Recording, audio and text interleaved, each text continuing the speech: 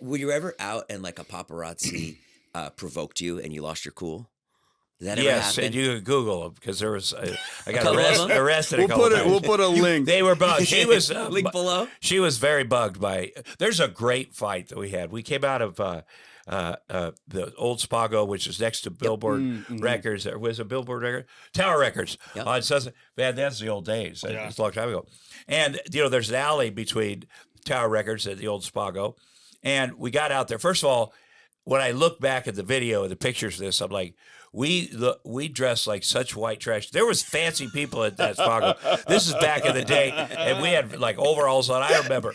So we get our car, and we're in the car, and a bunch of paparazzi blocked the car from going, so we couldn't. So they're just cameras right up in the thing, on the side, and then a couple of fans, kind of rough neck fans, young men, came up and they said, "Hey, we'll get him out of the way of the car, and we'll get him out of here." And then Roseanne I had Roseanne $50 to give them. She said, it was her idea, "I'll give you $50 to beat the shit out of these guys." And they did. They started wailing on these guys, paparazzi guys. I was not a fan of the paparazzi guys, but you could see me have to get out of the car and save their lives. Like, it was bad. And then they sued us for millions of dollars. And what happens when you get into a fight with paparazzi is they sue you for emotional, so that they can't have sex anymore. They put that in the thing. I can no longer have sex because I'm so scared by this event. That it's like a standard thing. They'll go to a lawyer. "I'm paparazzi. I got punched. Okay, here's what you're going to sue for." Right. So that was one of a few. What do you mean you can't have sex anymore? That's one thing they claim.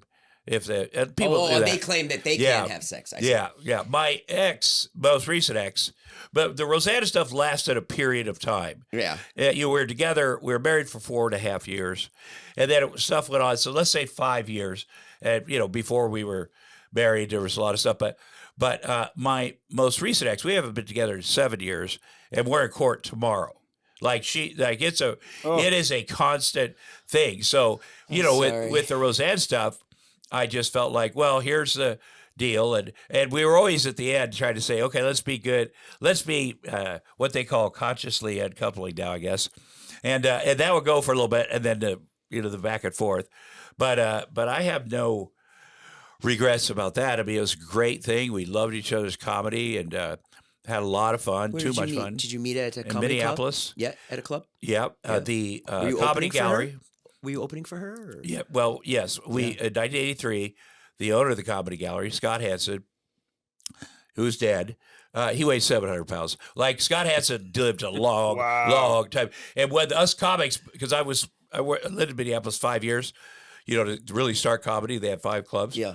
We would, he would always host the shows. First of all, he'd say, Debbie is a giant. He'd say, "Tom, my wife's here. Don't make fun of my weight." I'm like, "Oh, why would I?" And then I get up there and I grab the curtain and I go, "Scott, you forgot your pants. Get up here." And I did a whole act, and people, because he owned the club, like, it was stupid of me, a new guy, but the other comics and so I developed a lot of material for that. But he came one day and said, "I was in Denver. I saw a woman who's very, very funny. Yeah. I think you'll find her very, very funny. I'm bringing her out here so you guys can work together." And then so Roseanne came out. This is 1983.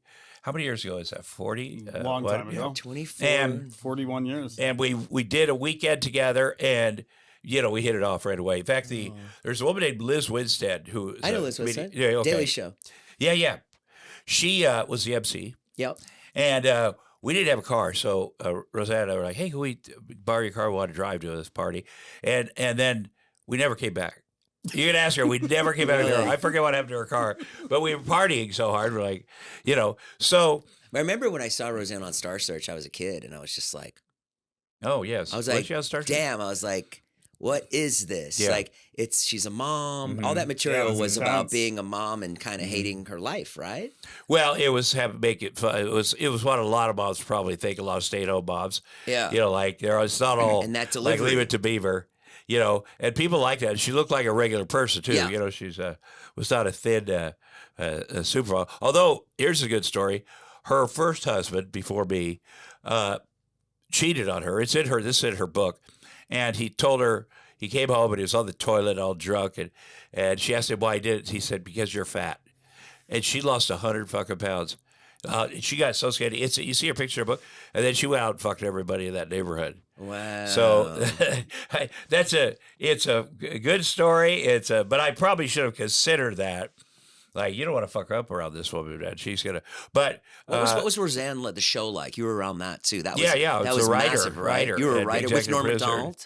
And I hired Norm. I worked with Norm. I was his assistant for a couple of years. Yeah, I liked him a lot. What I would do, there was another executive producer, Jay Daniel, who knew all the old Hollywood guys. The guys that had been in the business. Well, I knew the comedians, and my roommates from Minneapolis, and Norm and Drake Sather, and so and all these guys, and I knew they were very funny, and they all had their points of view in their act.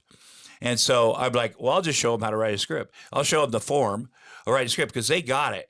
You can't teach these other guys that know how to write a script, what act, this, if they're not funny, they're not funny. Norm told me once, I remember he was talking about Roseanne, the writer's room. He goes, yeah, we used to just send the bad people home. That's what you do. He goes, we would send the bad people home and then write the script so they wouldn't be in the way. Well, there's a lot of that. You see people's names on scripts, and the deal is that we had was every writer gets 2 scripts for the year, so which is hard sometimes because we had so many writers. But we were doing 25 episodes a year, and everybody got at least 1. Yeah. And my friends got 2. That's the only thing, because I remember Chuck Lorre was the executive producer. He'd come in, and Joel Madison told me, he's my old buddy from Minneapolis, known my whole career life. Hey, Chuck isn't giving me a second script. Right. And so I'm like, okay, I go right up to the writer's room. Hey, fucker, I'm just going to tell you, you're giving him a second script right now, or you're going to throw you out that window. That's the deal. Sure. That's what I want. That's what Roseanne wants, more importantly. Don't fuck around with that. Yeah. Don't fuck around with my friends. But another script is like $26K, and then it pays it's forever. I watched that documentary about that woman that wrote for Grey's Anatomy. Have you seen that? Mm-mm. Oh, Jesus. And pretended she had cancer, so they wrote about cancer. Then she pretended she was raped, they wrote about rape. Then all of this, it's mental health. Oh, I haven't seen it. It's really It's a woman good. who lied It's about scary. her experiences for scripts? Yeah, she lied, and What's it she was well known on TV. It's called something of the story. I don't know. Is it on Netflix?